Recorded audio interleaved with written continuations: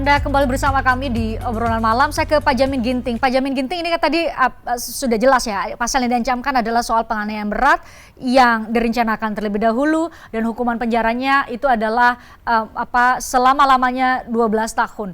Kalau itu kan menurut pasal, tapi kalau bagi publik yang mengikuti kasus ini, melihat kondisi atau mengikuti terus bagaimana kondisi David saat ini masih dirawat di Rumah Sakit Mayapada, ada progres yang secara perlahan yang kita syukuri itu. Tapi kondisi David saat ini tuh apakah sudah terpenuhi di pasal 354 atau bisa jadi ini kan disebut penganiayaan berat dalam pasal 355 ya KUH pidana. Apakah itu yang dimaksud dengan penganiayaan berat, yaitu sampai korbannya harus dirawat seperti David saat ini, atau menurut Anda ini bisa jadi malah bisa lebih berat atau ada hal lain yang mungkin perlu ditelisik juga oleh penyidik saat ini? Ya, kita berharap David lebih baik ya ke depannya ya. Itu kan tujuan utama kita ya. Nah, jadi pada saat perbuatan itu dilakukan, karena pasal 355 ini dan pasal 351 itu kan dasarnya ya, qualificernya pasal 355. Ini adalah tindak pidana material ya. Artinya apa? Orang itu dipidana dari hasil dari perbuatan.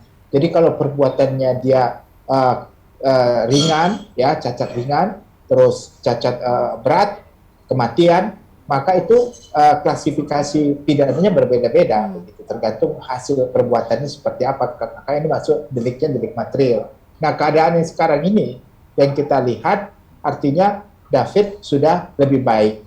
Nah, pertanyaannya adalah apa yang dimaksud dengan keadaan berat ya, ataupun cacat tetap ya. Itu cacat tetap. Ada salah satu organ tubuh yang tidak bisa berfungsi, maka itu dapat dikatakan sebagai suatu keadaan yang berat ya, yang mengakibatkan luka berat atau dan kalau sampai kita nggak berharap ya dia sampai ada sesuatu ya yang meninggal gitu kan, itu lebih berat lagi hukumannya. Nah, itulah bedanya ya klasifikasinya. Nah, kalau ditanyakan tentu nanti dokter lah yang akan lebih paham terkait apakah hasil daripada penelitian dokter ternyata ada cacat tetap yang dialami oleh David, atau ada juga organ tubuh yang tidak bisa berfungsi lagi. Nah, inilah yang disebut sebagai cacat tetap. Nah, kalau cacat tetap terjadi seperti ini, maka pasal yang dituduhkan ya yang terkait dengan pasal 355 ayat 1 tadi terpenuhi begitu. Tapi kalau dari hasil dokter ternyata luka ringan ataupun bukan keadaan yang cukup berat, maka pasal itu bisa jadi tidak bisa terbukti begitu. Jadi tergantung nanti hasil pemeriksaan yang dilakukan oleh dokter begitu. Ya.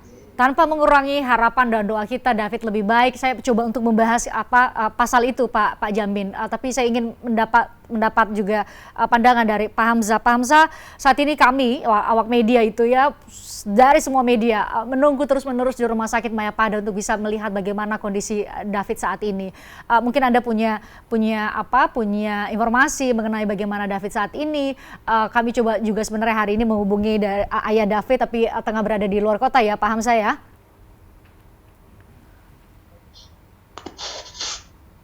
Pak Hamzah, bisa dibantu untuk di-unmute terlebih dahulu? Baik, terima kasih Mbak.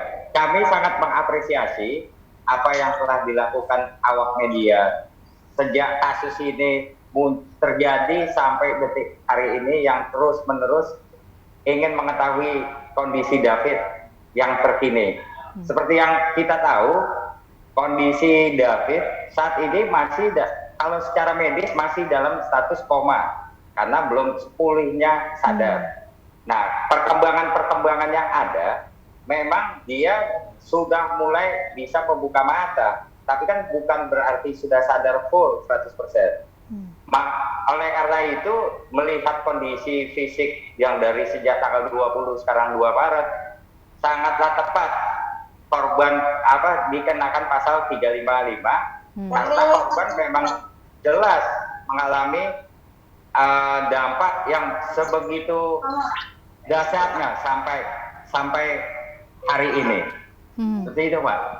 Ya, tentu sekali lagi doa dan harapan kita untuk David semakin lebih baik dari hari ke hari, itu yang perlu untuk kita terus menerus kirimkan ya dalam bentuk doa untuk David ya. Pak Jasra, untuk AG ada informasi memang berbeda lembaga, tapi ada informasi memang AG bakal atau akan meminta perlindungan ke lembaga perlindungan saksi dan korban. Ini kan juga Anda katakan tadi ya, punya hak sebenarnya, tapi mungkin KPAI tidak hanya dalam kasus ini ada pelaku anak atau terduga pelaku anak atau anak yang berhadapan atau berkonflik dengan hukum, tapi sudah biasa mungkin punya koordinasi dengan LPSK, Pak Jasra? Ya, memang kemarin kita kan sempat berkomunikasi juga dengan LPSK ya, salah satu mitra kita dalam anak berhadapan dengan hukum gitu ya, dan tentu prosedur dan seterusnya tentu keluarga atau para pihak ini nanti akan mengisi secara administratif dan substantif dan menjelaskan dan seterusnya gitu ya. Nah kemudian yang kedua, kalau kita lihat kasus ini kan bukan hanya LPSK, juga ada teman-teman Komnas HAM juga masuk di kasus isu ini, Komnas Perempuan gitu ya, karena memang AG juga anak perempuan dan seterusnya. Jadi memang kita terus berkoordinasi dengan para pihak agar tusi masing-masing ini kan bisa maksimal atau bisa optimal untuk memberikan perlindungan dan pemenuhan kepada dua Ananda ini ya, ada AG dan ada Ananda D, yang saya kira Ananda D tadi sudah ceritakan oleh teman-teman LBH Ansor ya, tentu ini kita berharap segera pulih, segera sehat gitu ya, dan ini tentu menjadi harapan publik gitu, dan harapan KPAI sehingga kasus ini tentu bisa diungkap secara terang benderang, termasuk juga informasi pengalian penyidik kepada anak-anak AG. Kita berharap bisa memberikan informasi-informasi yang tentu dalam proses persidangan nanti, yang tentu karena ini adalah sidang anak, sidang tertutup ya, kita berharap informasi memang betul-betul bisa diberikan secara baik gitu, Mbak Pesrian. Oke. Pak Jamin, dalam hukum acara pidana berarti ini saya coba untuk menyegarkan memori publik. Kalau kemarin kan di kasus terdakwa sekarang saat ini masih banding, terdakwa Sambo CS kan publik bisa melihat semua ya, fakta-fakta pemeriksaan saksi, pemeriksaan ahli, meskipun ada beberapa yang dibisukan dalam tanda petik. Berarti kalau dalam hal ini nanti kalau memang masuk ke tahapan penuntutan nanti di pengadilan atau peradilan, berarti akan ada semacam istilahnya split untuk anak yang berkonflik dengan hukum AG, akan berarti sidangnya dengan peradilan atau dengan cara ya betul dengan hukum acara peradilan anak, dan untuk Mario dengan hukum acara pidana pada umumnya. Demikian Pak Jamin? Bisa dibantu untuk di-unmute Pak Jamin? Ya, sorry ya. Jadi kita melihat nanti bagaimana jaksa, ini kan belum P21 ya.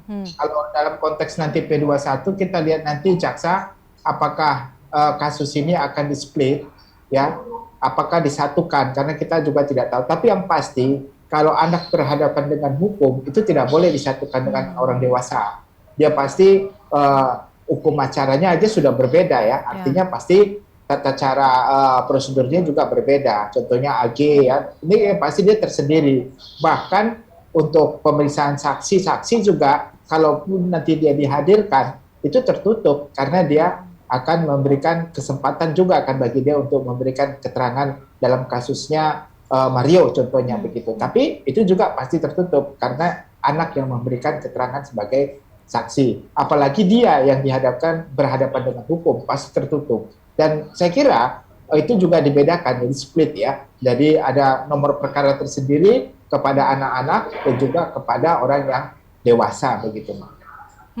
Baik, terakhir ke Pak Hamzah. Pak Hamzah kan sempat tadi ada pernyataan ya bahwa pihak pengacara keluarga sendiri itu punya bukti-bukti keterlibatan, kita spesifik ke anak yang berkonflik dengan hukum yaitu AG ya. Ada bukti-bukti keterlibatan dia. Apakah bukti-bukti tersebut sudah diserahkan kepada pihak penyidik untuk bisa memperkuat berbagai memperkuat ancaman hukuman atau proses penyidikan saat ini yang tengah berjalan di Polres Jakarta Selatan, dalam hal ini dengan Polda Metro Jaya juga? Baik, Mbak. Terkait bukti yang pernah disinggung oleh ayah Ananda David di tweetnya itu, memang sudah, karena kita di LBH GP Ansor sangat menghormati, sangat paham dengan aturan hukum yang berlaku di Indonesia, jadi bukti itu telah kita serahkan kepada penyidik. Sudah ya. Dan hasil dari bukti-bukti tersebutlah telah terjadi konfres tadi, penetapan anak yang berkonflik dengan hukum. Nah, kalau yang di layar ini kan screenshot yang beredar di sosmed. Betul. Nah, kalau ini saya baru lihat ketika banyak wartawan yang mengkonfirmasi. Dari screenshot ini aja kalau memang benar, terbukti kan perencanaannya seperti apa. Jadi sangat tepat yang dilakukan oleh kepolisian Polres Jakarta Selatan dan Polda Metro Jaya dengan menggunakan pasal 354, 355. Apalagi dengan melihat tadi ya, karena ini penganiayaan berat, ya Pak Jamin tadi terangkan soal mengaitkan dengan kondisi David saat ini. Pak Hamzah, terima kasih. Pak Jasra juga terima kasih Anda sudah bergabung. Pak Jamin Ginting juga terima kasih. Ini menjadi atensi publik karena tentu ini viral di media sosial dan tentu perlu untuk kita kawal bersama karena ini ada anak di dalamnya, ada keterlibatan remaja, ada yang saat ini tentu doa dan harapan tidak pernah putus untuk kesembuhan dan kesembuhan dari David yang kami ikuti terus ya Pak Hamzah. Terima kasih sudah mengizinkan wartawan semua untuk berada di kawasan Rumah Sakit Mayapada. Doa terbaik untuk David. Terima kasih buat Anda semua. Kami usai jeda kami akan kembali untuk Anda. Kita ikuti azan maghrib untuk wilayah Jakarta dan sekitarnya terlebih dahulu. Usai jeda kami akan kembali untuk Anda.